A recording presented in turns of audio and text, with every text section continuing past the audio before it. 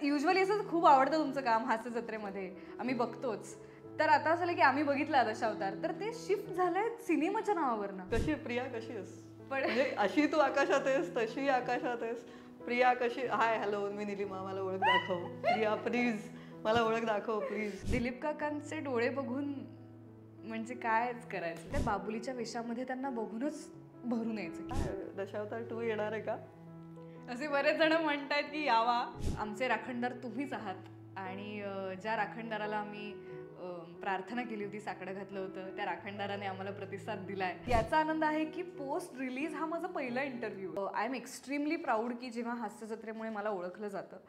पण आत्ता रिसेंटली जेव्हा कोणी भेटतो फॅन, तर ते पहिलं असं म्हणतात की दशावतार बघितला किंवा खूप आवडला तुमचं काम दशावतारमध्ये. तर युजुअली असं खूप आवडतं तुमचं काम हास्य जत्रेमध्ये, आम्ही बघतोच. तर आता असं की आम्ही बघितला दशावतार, तर ते शिफ्ट झालंय सिनेमाच्या नावावरनं. कारण सगळेच सिनेमे एवढे गाजतात असं नाही. आणि आत्ताच्या कॉन्टेंट एक्स्ट्रा आणि एक्स्ट्रीम कॉन्टेंटमुळे असंही झालंय की पटकन विसरायला पण होतं किंवा सगळंच काही नोटीस होतं असं नाही.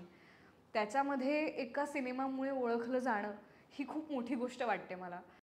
असं वाटते की आई शपथ, आपण कोण होते यार, आपली फिल्म केवढे पैसे कमवतेय. पण असे म्हणजे ते क्षण तिथेच छान अनुभवावे आणि तिथेच सोडून द्यावे आणि तिकडनं पुढे निघावं.